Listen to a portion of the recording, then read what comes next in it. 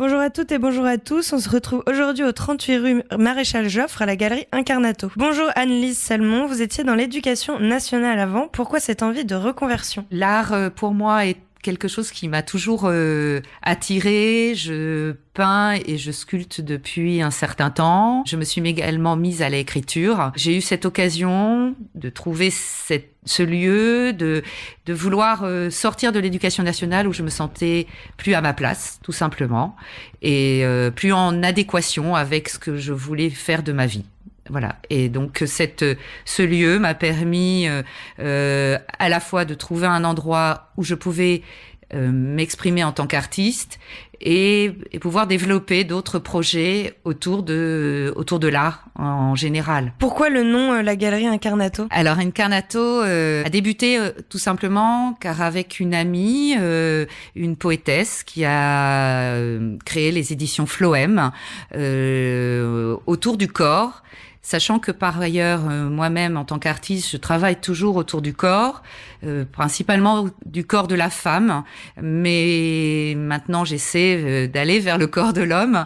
Néanmoins, on avait donc monté une compagnie de théâtre appelée la compagnie Incarnato, car j'incarnais ces textes lors de représentation d'un spectacle qu'on avait monté autour de l'Arbre de Nerfs, un de ces recueils de poésie. Le terme incarnato est venu pour nous de manière très naturelle dans la mesure où justement c'est incarner la chair, le corps, ce qui fait que on tient debout et que l'on avance au travers de notre corps. Enfin, c'est pas ça, voilà. Je pourrais en dire plein, mais voilà, ça se résume à peu près à ça. Est-ce que vous pouvez nous raconter un peu l'histoire et la naissance de cette galerie ?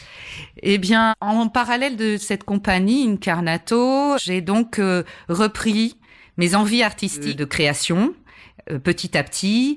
Et chez moi, c'était évidemment trop restreint. J'ai eu cette occasion d'acquérir ce lieu il y a 2 ans et demi à peu près et d'avoir envie d'un partage car c'est quand même très grand. Et surtout d'avoir cette possibilité de créer des liens avec le public, avec d'autres artistes. Donc petit à petit, de manière naturelle, sans préalable, sans y avoir véritablement songé auparavant, un lieu d'exposition, des ateliers et maintenant des résidences d'artistes. La galerie Incarnato, c'est quoi exactement ? Des expositions pour des artistes qui souhaiteraient faire découvrir leur art, mais c'est également un lieu de partage. Un artiste ne doit pas se cloisonner dans son propre art.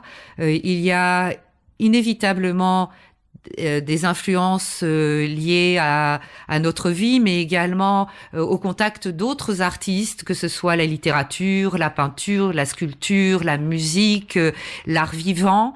On est influencé et à la fois, un plasticien va créer parce qu'il a fait des lectures, il a rencontré d'autres personnes, il a vu des spectacles, etc.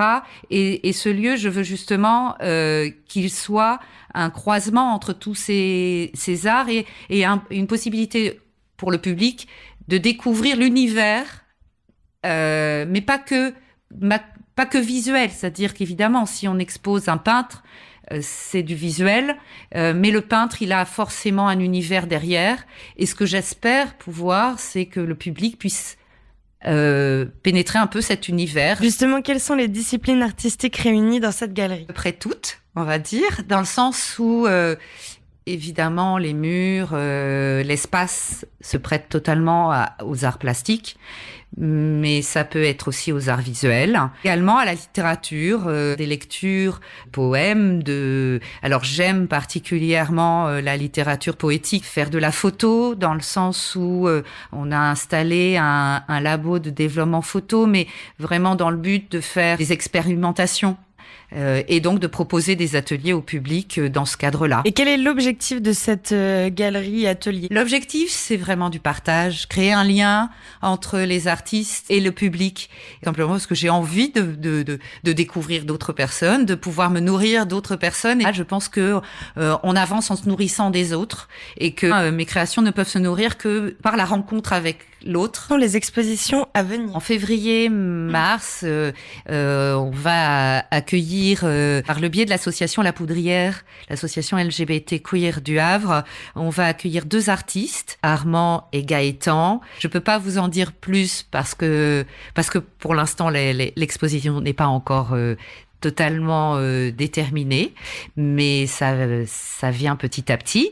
À côté de ça, donc en avril, on va participer au parcours urbain Are You Experiencing, comme en 2020. T1, pardon.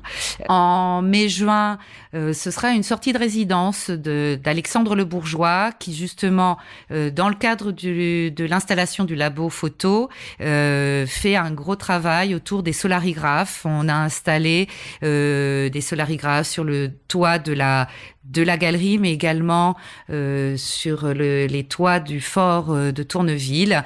En parallèle, on propose des ateliers au public qui pourront justement autour du solarigraphe, du cyanopé, de l'anthotype, du sténopé, faire en fin de compte découvrir ces techniques lors de l'exposition de mai-juin. Et après, si une chose importante qu'il me semble à préciser, c'est que en août, il y aura une résidence d'un artiste plasticien. En septembre, octobre, deux auteurs de littérature poétique. Et en novembre, un festival de littérature autour des éditions Floem, avec à chaque fois des sorties de résidence qui seront exposées dans la galerie. Quels sont les jours et horaires d'ouverture de la galerie? Alors, les ouvertures publiques systématiques, c'est jeudi, vendredi et samedi de 14h à 19h, tout en sachant que je suis présente pratiquement tous les jours et que là, il suffit de me téléphoner pour que je puisse ouvrir la galerie en totale privatisation, on va dire, et de pouvoir découvrir les expositions dans ce cadre. En sachant que, quand même, je précise qu'en janvier, hormis les ateliers, il n'y aura pas d'exposition. Merci beaucoup pour l'accueil et ce superbe lieu qui montre que la Seine-Havraise a vraiment quelque chose à dire. Merci beaucoup.